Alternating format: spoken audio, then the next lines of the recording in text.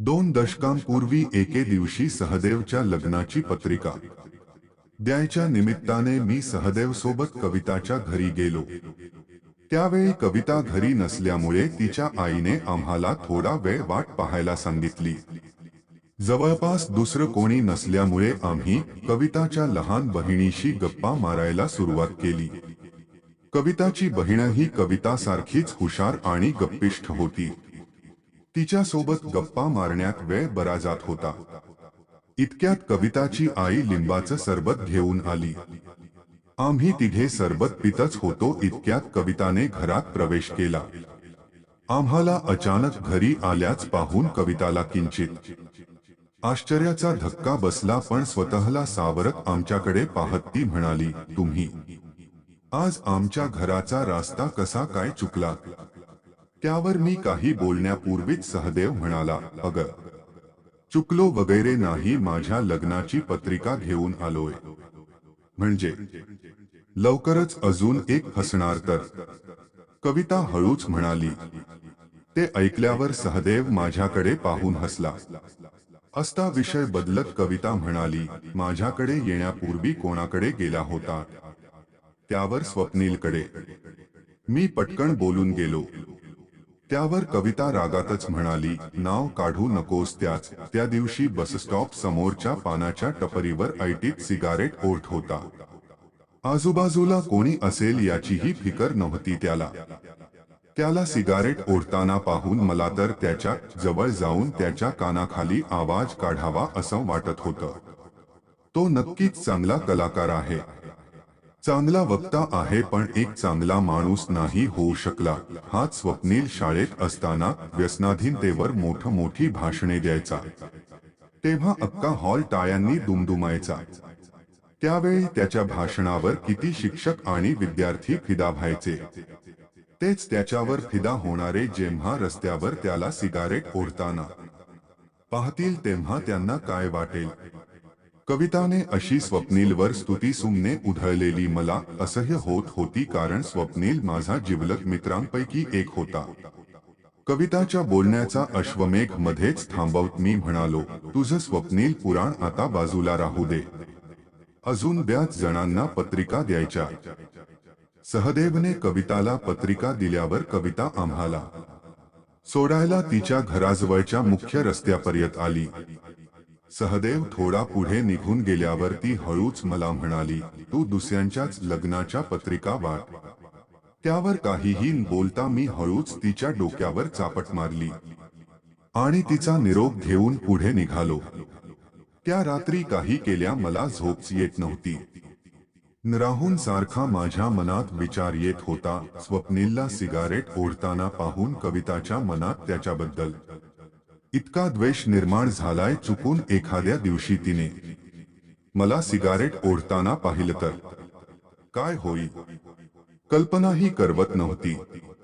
स्वप्नीलप्रमाणे मलाही सिगारेटचे व्यसन जडले होते, पण ते मर्यादित स्वरूपाचे असल्यामुळे त्याची कल्पना स्वप्नील व्यतिरिक्त कोणालाच नव्हती. एका संध्याकाळी त्याच बस स्टॉप समोरच्या पानाच्या टपरीवर मी आणि स्वप्नील सिगारेट ओढत असताना समोरून येणाऱ्या कविताकडे माझी नजर गेली. तिला पाहताच माझ्या पायाखालची जमीन सरकली.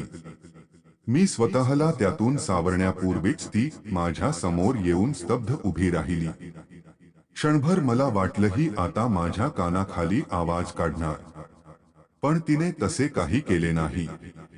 माझ्या ओठातील सिगारेट ओढून आपल्या पायातील चपलेखाली चिरडून ती पाणावलेल्या डोळ्यांनी निघून गेली. मी घरी गेल्यावर तिला फोन केला असता उचलला, पण काही न बोलता ठेवून दिला. असे 4-5 वेळा झाल्यावर मी हार मानून शांत बसलो. दुसऱ्या दिवशी सकाळी ती ऑफिसला जाण्यापूर्वी तिला बस स्टॉपवर गाठून तिची माफी मागितली असता ती म्हणाली, मला स्वप्नातही वाटलं नव्हतं तू असा असशील म्हणून. आजपर्यंत मी तुला एक आदर्श पुरुष समजत होते, पण तू माझा विश्वासघात केलास. थोडा वेळ थांबून मी काही बोलण्यापूर्वी ती पुन्हा म्हणाली, मी तुझं सौंदर्य पाहून तुझ्या प्रेमात पडले नाही, तर तुझे गुण पाहून तुझ्या प्रेमात पडले होते. प्रत्येक नाण्याला जशा दोन बाजू असतात तशा तुझ्या गुणांमागे काही दुर्गुणही लपलेले असतील असा विचार मी स्वप्नातही केला नाही. आता तुला सिगारेट नाही तर मी यातील एकाला सोडावं लागेल. इतक्यात तिची बस आल्यामुळे आमचं बोलणं अर्धवट सोडून ती निघून गेल्यावर मी तिथेच बस स्टॉपवर विचार करत बसलो होतो. इतक्यात सोनल समोरून येताना दिसली. सोनल स्वप्नीलची प्रेयसी तर होतीच, पण आमची वर्ग मैत्रीणही होती. ती जवळ येताच हाय वगैरे झाल्यावर मी तिला प्रश्न केला, स्वप्नील सिगारेट पितो याचा तुला राग येत नाही? त्यावर ती चटकन म्हणाली, राग येतो पण काय करणार, प्रेमात आहे ना त्याच्या. एवढ्या लवकर तू इकडे काय करतोयस? त्यावर मी म्हणालो, कविताला भेटायला आलो होतो. त्यावर गालात गोड हसत ती म्हणाली, हो हो, तूही प्रेमात आहेस नाही? सोनलला बाय करून मी निघालो. त्यानंतर जवळ 15 दिवसांनी मी सहदेवच्या लग्नाला जरा लवकरच गेलो. तेव्हापासून मी कविताला भेटलो नव्हतो. तिच्यासोबत मनसोक्त गप्पा मारायच्या होत्या, पण कविता कोठेच दिसत नव्हती. माझे डोळे सतत कविताला शोधत होते. थोड्याच वेळात प्रवेशद्वारात कविता दिसताच स्वप्नील आणि सोनल माझ्यापासून थोडे लांब गेले. संथ पावले टाकत कविता माझ्या समोर येऊन उभी राहिली आणि मला म्हणाली, मला वाटलं नव्हतं तुला माझ्यापेक्षाही सिगारेट जास्त प्रिय असेल म्हणून. यापुढे मी तुला सिगारेट बद्दल एक शब्दही बोलणार नाही. पण प्लीज मला विसरू नकोस. मी तुझ्याशिवाय जगण्याची कल्पनाही करू शकत नाही. गेली 15 दिवस मी एकाही रात्री नीट झोपू शकले नाही. सारखी तुझी आठवण यायची. मला वाटलं नव्हतं मला भेटता तू इतके दिवस राहू शकतोस. माझ्या मनात नको नको ते विचार येत होते.